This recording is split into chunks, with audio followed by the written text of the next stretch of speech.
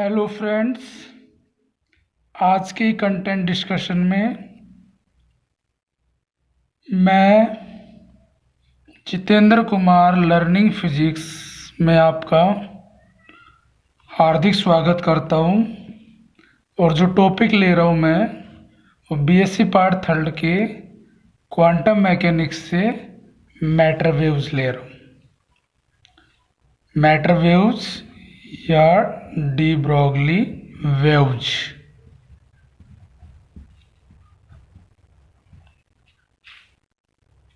Actual में जो light होती है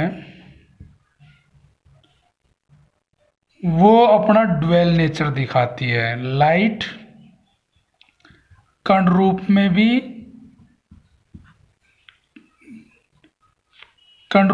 भी व्यवहार प्रदर्शित करती है और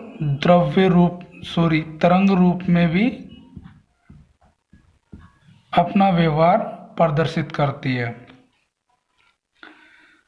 लेकिन एक खास शर्त ये भी है कि एक बार में ये दोनों रूप एक दूसरे के कॉम्प्लीमेंट्री पूरक भी होते हैं।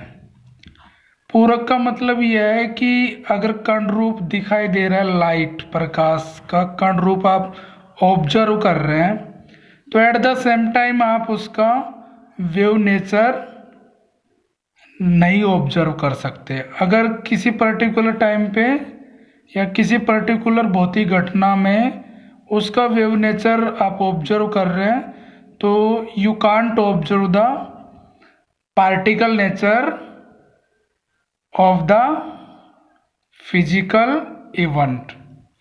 तो ये बात खास बात है इसकी। अच्छा, कण रूप जैसे तरंग रूप में कौन कौन सा है? जैसे आप कह सकते हैं कि परावर्तन, अगर भौतिक घटना परावर्तन होती है तो उसमें आपको वेव फिनोमिना ही ऑब्जर्व होगा। और अपवर्तन है, और आपका व्यतिकरण, विवर्तन, ध्रुवण, ये भौतिकी की ऐसी घटनाएं हैं जिसमें आप लाइट को केवल तरंग रूपी चश्मे से ही देख सकते हैं। मतलब ये घटनाएं, भौतिकी की ये घटनाएं इस बात का प्रमाण है कि प्रकाश वेव नेचर में फ्लो होता है। कण रूप की बात करें तो हम प्रकाश विद्युत प्रभाव,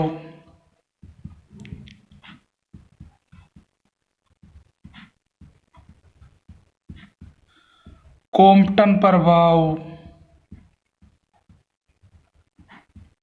रमन प्रभाव, जीमान प्रभाव, ये आदि ऐसी भौतिकी घटनाएं हैं या भौतिकी में जो घटित होने वाली ऐसी घटनाएं जो कण रूप को, लाइट के कण रूप को सपोर्ट करती है। तो कुल मिलाकर लाइट दो फॉर्म में हो सकता है। वो पार्टिकल फॉर्म में भी हो सकती है और वो वेव फॉर्म में भी हो सकती है। बताया कि एक बार में एक ही फॉर्म आप ऑब्जर्व कर सकते हैं, दोनों फॉर्म आप ऑब्जर्व नहीं कर सकते। तो भौतिकी में कुछ इवेंट्स ऐसी है जो जिन्हें केवल आप पार्टिकुलर फॉर्म से ही समझ सकते हैं। जैसे मैं बता रहा हूँ ये एग्जाम्पल, इन घटनाओं को केवल आप तरंग रूप में ही समझ सकते हैं, और ये जो घटना है वो आप केवल कण रूप में ही समझ सकते हैं। अब है डी ब्रोगली वेव या मैटर वेव के जो कॉन्सेप्ट आएगा। डी ब्रोगली वेव और मैटर वेव्स।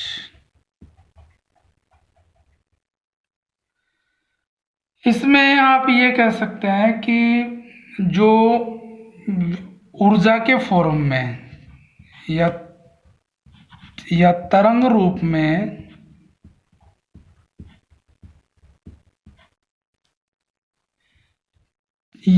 तरंग रूप में अगर तरंग के साथ कण संबद्ध हो सकता है, हमने ये पढ़ रहे हैं अभी, संबद्ध हो सकता है कहाँ से भाई, लाइट है, लाइट क्या है, विकिरण है। तो विकिरण का मतलब अगर विकिरण से या तरंग रूप में उसके साथ कण संबद्ध हो सकता है in the form of wave. तरंग रूप में अगर मैं कह रहा हूं कि उसके साथ कण हो सकता है, लाइट में अगर कण हो सकता है,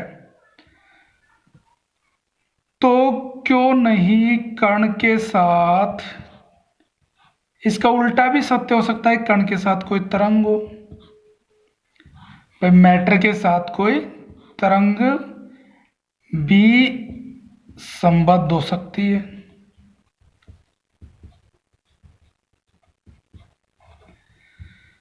मतलब बहुत पहले केवल ये माना जाता था कि लाइट तरंग रूप में चलती है, तो तरंग को, चूंकि लाइट का द्वैत रूप है, जब लाइट के साथ वो कण रूप दिखा सकती है, तो इसका उल्टा क्यों नहीं संभव है कि कण के साथ भी तो तरंग दिखा सकती है।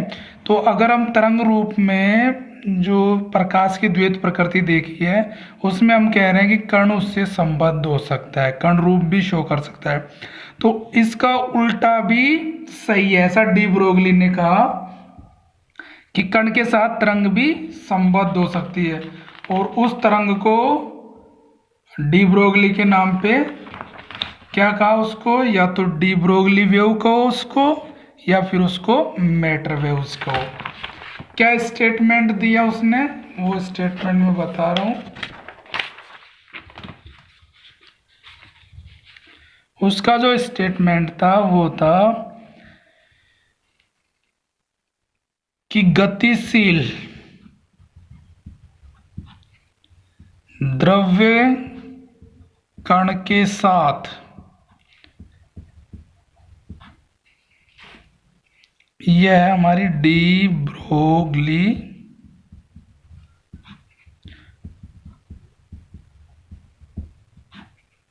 परिकल्पना। गतिशील द्रव्य कण के साथ एक तरंग संबद्ध होती है जिसकी तरंग दैर्घ्य लैम्बडा बराबर h/p होती है। द्रव्य कण का मतलब है ऐसे कण जिनसे द्रव्य मिलकर बना होता है। तो वो जैसे कौन कौन से हो सकते हैं, प्रोटॉन हो सकता है, इलेक्ट्रॉन हो सकता है, हीलियम हो सकता है, न्यूट्रॉन हो सकता है, ये क्या है, द्रव्य कण। तो इन द्रव्य कणों के साथ जो मोशन में है, उनके साथ एक तरंग संबद्ध होती है जिसकी वेवलेंथ लैम्बडा बराबर h/p होती है। h का मान आपको पता है 6.625 10⁻⁻34 जूल सेकेंड। इसको क्या कहते हैं हम, प्लांक नियतांक।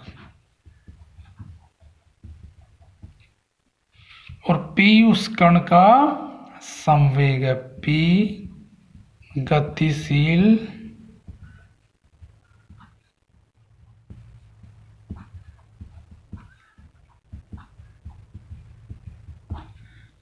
द्रव्य कण का संवेग है।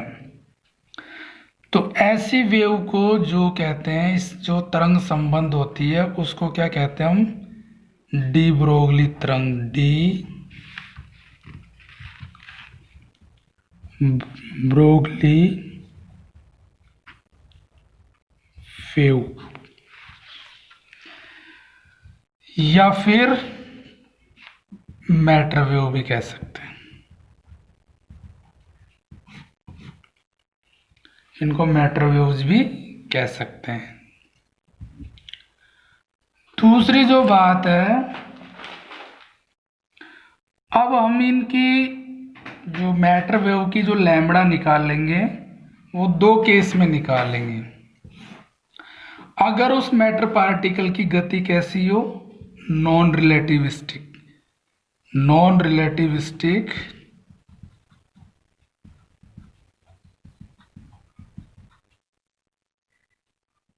मोशन ऑफ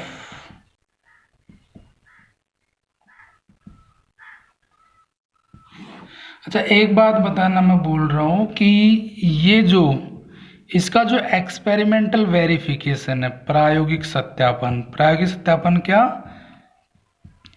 कि मैटर पार्टिकल के साथ वेव एसोसिएट होती है, उसका प्रायोगिक सत्यापन 1927 में डेविसन और जर्मर ने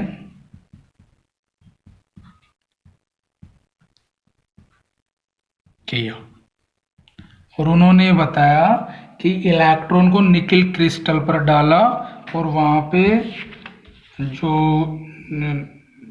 इलेक्ट्रॉन बीम को जिस क्रिस्टल पे डाल रहे थे तो वो इलेक्ट्रॉन बीम विवर्तित हो गई थी। और मैं पहले बात कर चुका हूं कि विवर्तन प्रकाश की तरंग घटना है, तो वहां से उसका वेव नेचर शो हो पाया था। अब दो तरह की गति होती है, एक तो नॉन रिलेटिविस्टिक और एक होती है रिलेटिविस्टिक। दूसरी होती है, हम दोनों ही केस में लैम्बडा निकाल लेंगे, रिलेटिविस्टिक मोशन ऑफ पार्टिकल्स। फर्क क्या है, इसमें जो वेग होता है द्रव्य कण का वो लेस देन c होता है, प्रकाश के वेग से बहुत कम होता है। और इसमें जो आपका द्रव्य कण का वेग है वो प्रकाश के तकरीबन वेग के बराबर होता है। एज यू नो कि velocity of light is equal to 3 multiply by 10⁻⁸ metre per second. ये दोनों में अंतर होता है। अब मैं इस केस में भी वेव देना चाहता हूँ, डी ब्रोगली वेव का क्या फॉर्मूला होगा या क्या एक मैथमेटिकल एक्सप्रेशन होगा, और इस गति में भी मैं डी ब्रोगली वेव का मैथमेटिकल एक्सप्रेशन देना चाहता हूँ। तो यू नो व्हाट, लैम्बडा बराबर क्या होता है, h/p। अगर मैं गतिशील कण का द्रव्यमान m ले रहा हूं और उसका वेग v ले रहा हूं, किस फॉर्मेट में, इसमें, तो आइंस्टीन ने एक चीज आपको ये भी बताया था कि मूविंग मास और रेस्ट मास में भी रिलेटिविस्टिक एक रिलेशन होता है, m बराबर m0/√(1 - v²/c²। अब मैं नॉन रिलेटिविस्टिक में इसका अध्ययन कर रहा हूं, तो v is very less than क्या है, c। जब ये बहुत कम है तो ये जो वाला पार्ट है वो इग्नोरेबल हो जाएगा, तो m बराबर क्या हो जाएगा, m0। तो लैम्बडा क्या हो जाएगी मेरी, h/m0v। v velocity of the matter particle. अगर मैं गतिज ऊर्जा के रूप में लूँ तो गतिज ऊर्जा का फॉर्मूला होता है m0v²। तो मैं ऊपर नीचे m0 से गुणा कर दूँ तो m0² और नीचे भी m0, तो m0v का जो फॉर्मूला आएगा यहाँ से वो √2m0e हो जाएगा। इसमें रखूँ मैं तो लैम्बडा मेरे पास आ जाएगा h/√2m0e, जहाँ e kinetic energy of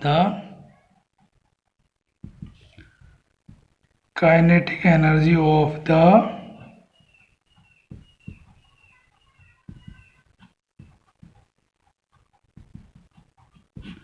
matter particle. तो इस फॉर्मूले से मैं non relativistic motion of the matter particle define कर सकता हूँ इन टर्म, मतलब उसके लिए मैं D Broglie wavelength find out कर सकता हूँ। अब मैं जो लूंगा वो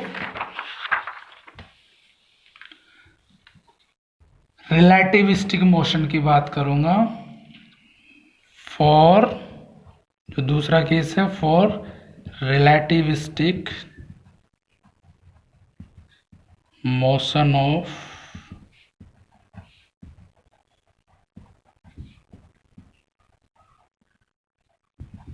matter particles, for relativistic motion of matter particles.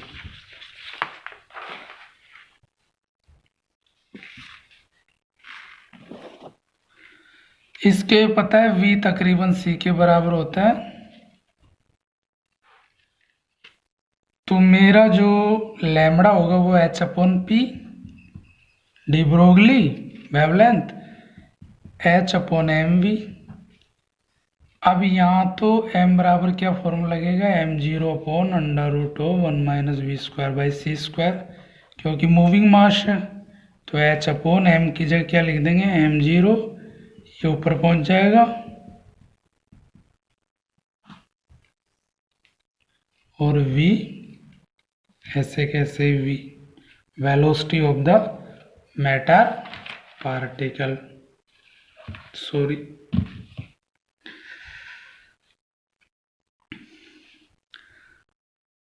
Einstein के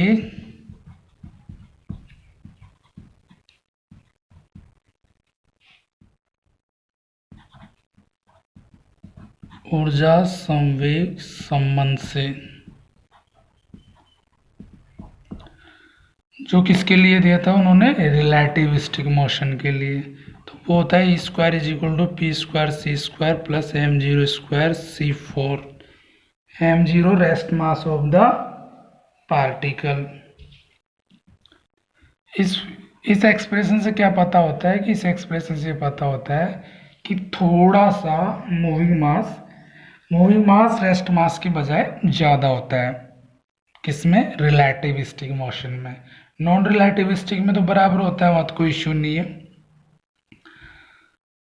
और एक रिलेशन ये भी होता है कि total energy of the particle, उसको हम रेस्ट मास एनर्जी प्लस उसकी काइनेटिक एनर्जी से लिख सकते हैं। द्रव्यमान ऊर्जा संबंध से E बराबर M C square plus is equal to M naught C square plus kinetic energy. अगर मैं इसको इसमें रखूं तो ये हो जाएगा k plus m0 C square का whole square, E total energy है, p square C square plus m0 square c4। इसको आप स्क्वायर कर दो तो k square plus m0 square c4 plus 2k m0 C square is equal to P square C square plus m0 square c4। m0 C square 4 cut जाएगा, तो p square C square is equal to क्या आ जाएगा, k common ले लो, k plus 2m0 C square. तो pc जो बच जाएगा हमारे पास वो under root of k into k plus 2m0 C square. मुझे एक्चुअल में निकालनी थी लैम्बडा, तो लैम्बडा बराबर क्या सूत्र है, h अपॉन पी, ऊपर नीचे c से गुणा कर दो तो H C upon P C की वैल्यू क्या रख दूंगा मैं, ये।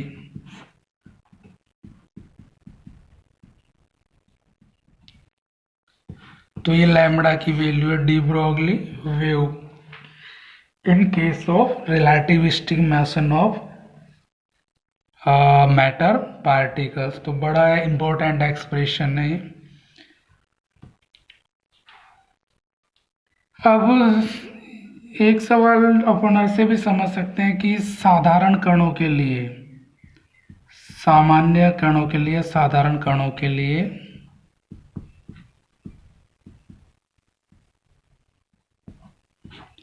या मैक्रो वर्ल्ड के लिए कह सकते हो आप, अगर मैं m बराबर 1 किलोग्राम लूँ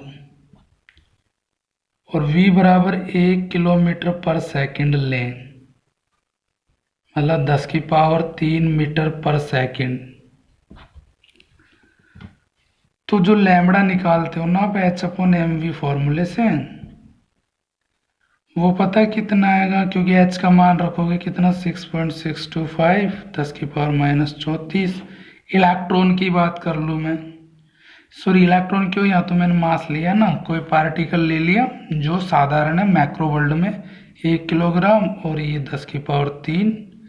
तो ये जो आती है ना वेवलेंथ, वो आती है 10⁻37 मीटर।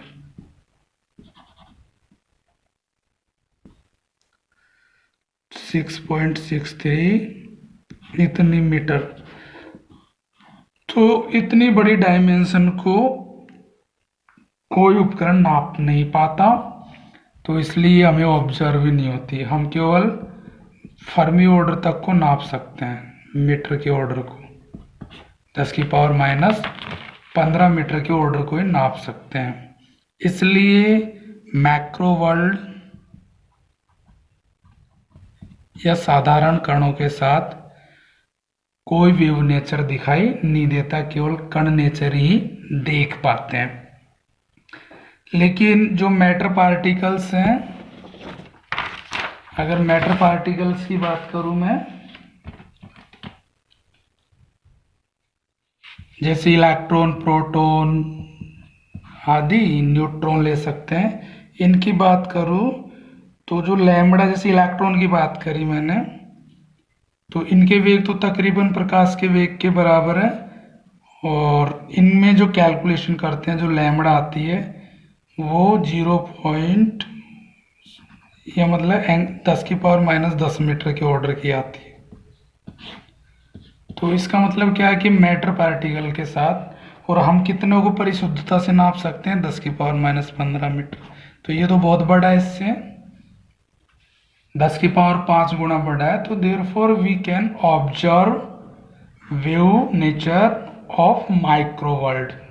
ये इलेक्ट्रॉन, प्रोटॉन, न्यूट्रॉन, ये माइक्रो वर्ल्ड को शो करते हैं, बहुत छोटा अध्ययन है। तो अब मैं जो बात करूं, अगर वी वोल्ट से, वी वोल्ट विभवांतर से कोई क्यू आवेश त्वरित है,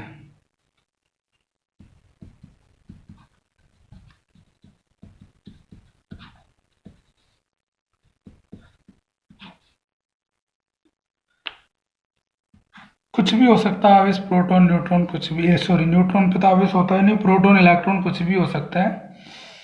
तो उसकी लैम्बडा कैसे देंगे, लैम्बडा क्या सूत्र, डी ब्रोगली वेव का लैम्बडा H/P, H/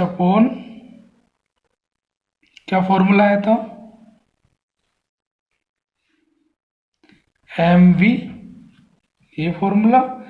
अब मैं इसको अगर नॉन रिलेटिविस्टिक रखूं, मेरी जो काइनेटिक एनर्जी कितनी है, qv, अगर उसको मान लो नॉन रिलेटिविस्टिक मोशन कर रहा है वो, तो qv काइनेटिक एनर्जी, तो फॉर्मूला क्या था मेरा, H/√2m0E। तो क्या हो जाएगा, H/√2m0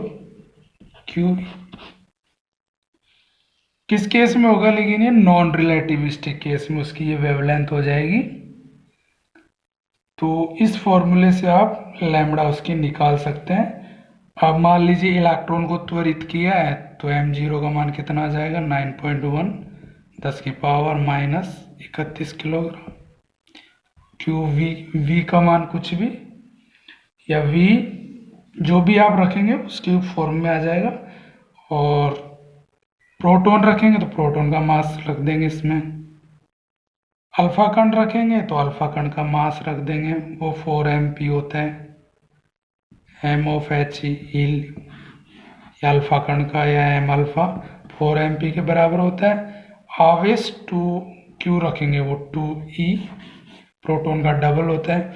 तो इस तरह से आप अगर वी वोल्ट से त्वरित या इलेक्ट्रोस्टैटिक में बात करें, तो you can find out the D Broglie wavelength of associate with matter particle. तो ये आपको, इसको एनालिटिकल स्टडी को आप स्टडी करेंगे तो काफ़ी चीज़ें आप नए सिरे से समझने में सक्षम होंगे। Thank you for discussion.